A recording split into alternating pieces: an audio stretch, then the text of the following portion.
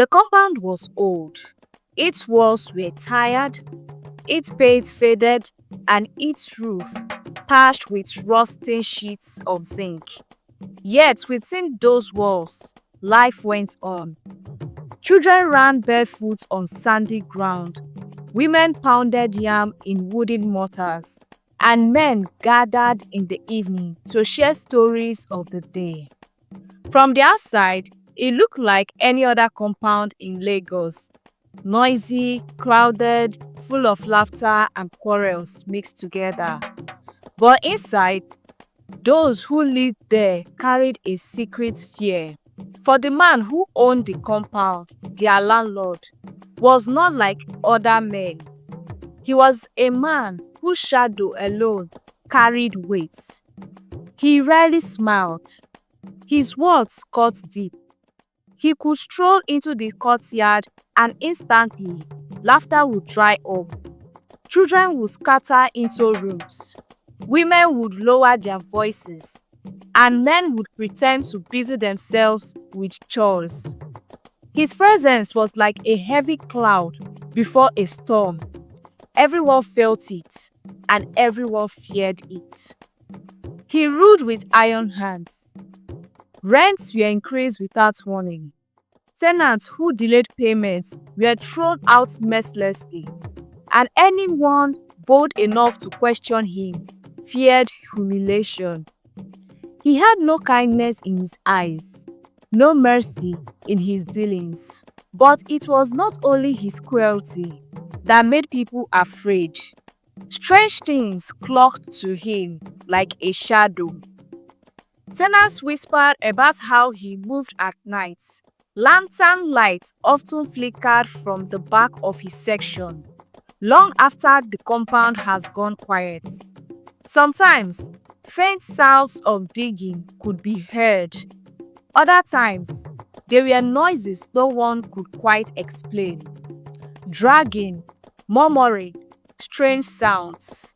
If anyone dared to ask, he would glare so fiercely that the questioner would regret ever opening their mouths.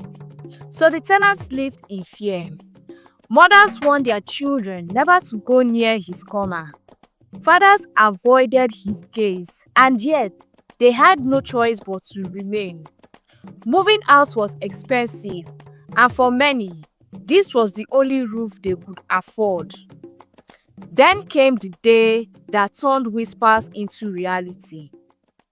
It started like any other evening. The sun was dipping low, painting the sky with orange streaks.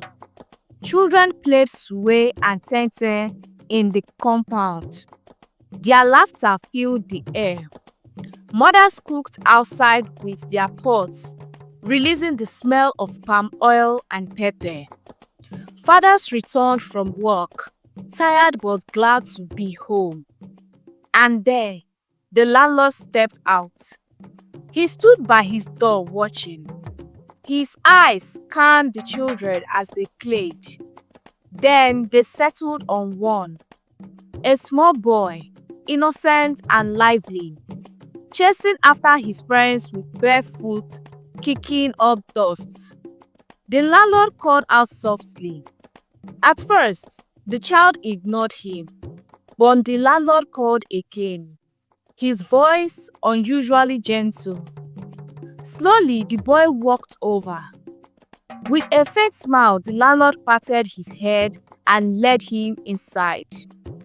The door closed behind them. No one thought much of it at first. Children were often sent on errands, right? But as dusk deepened, the families gathered for supper. The boy did not return. When his mother called out his name, there was no answer. She searched the courtyard. She checked the rooms of neighbors. She went outside to the street, but nothing.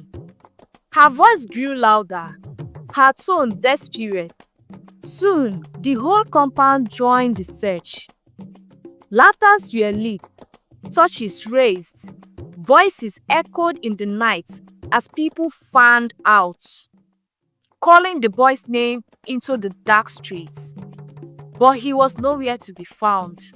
The mother's cry rose into the night sky. She beat her chest, tore her wrapper, and fell to the ground in grief. Her neighbors gathered around, some trying to console her, others whispering with worry. The air was heavy, thick with sorrow. And then one whisper grew louder than the rest. The boy was last seen with the landlord. Faces turned towards the landlord's door. Fear gripped their heart. They remembered the way he had called the child. They remembered how he had led him inside. But who dared to knock? Who dared to question him? The compound froze between suspicion and terror. Mothers clutched their children tighter. Men exchanged nervous glances. The missing boy's cries of absence echoed louder than any words. It was in these dark moments that one tenant found courage. He was a young pastor who had been living quietly among them. His room was small, his belongings few, but his faith was strong. While others trembled, he raised his voice and said, "We must pray." And so they prayed. At first, their voices were low and uncertain. They gathered in the courtyard, holding hands, whispering petitions into the night. But with each passing evening, their prayer grew bolder. They prayed under the stars. They prayed at dawn. They prayed until their voices cracked.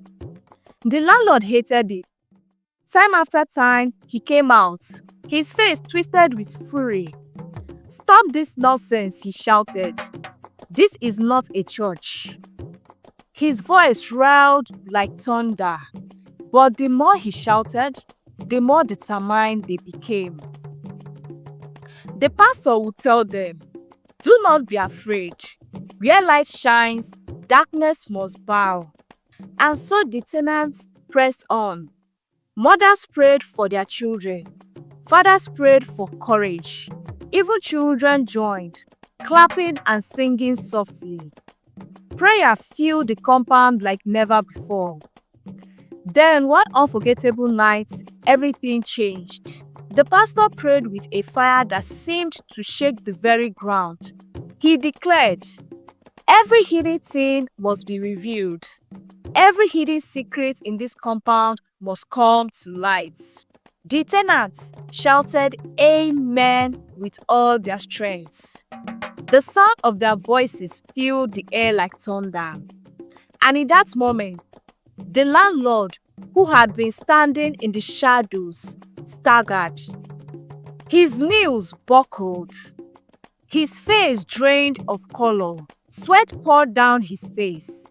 He fell in the middle of the courtyard. Gasps broke out. Tenants rushed forward, but stopped short as his lips began to move. His voice was trembling, weak, yet clear enough to silence the compound. He confessed. He admitted to deeds he has hidden for years, deeds buried in secrecy. His words tumbled out like water bursting from a cracked pot. The compound erupted in shock. Some tenants screamed, some cried, others fell to their knees, trembling at what they heard. Mothers clutched their children so tightly, their little ones cried out. The air was thick with fear, sorrow, and disbelief. News spread like wildfire. That very night, men in uniform arrived with lanterns and shovels. They moved to the landlord's backyard, where the soil seemed undisturbed. They dug, and what they uncovered confirmed every word of his confession. Cries filled the compound. Neighbors wailed. Some turned their faces away, unable to bear the sight. The evil that had lingered in whispers was now uncovered in plain view. The landlord once feared, now knelt helplessly.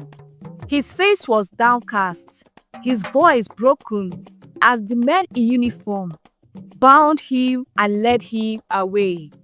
The tenants watched in silence, their fear slowly replaced with a mixture of sorrow and relief. By the morning, the compound was quiet. The ground seemed heavier. The walls seemed to carry the weight of what had been revealed. Mothers held their children closer than ever. Fathers shook their head in disbelief, and everyone whispered the same words. So it was true all along. From that day, the compound was never the same. The shadow that hung over them was gone, but the memory remained. They told the story again and again of the wicked landlord, of the innocent child who was never seen again, and how prayer broke through the darkness.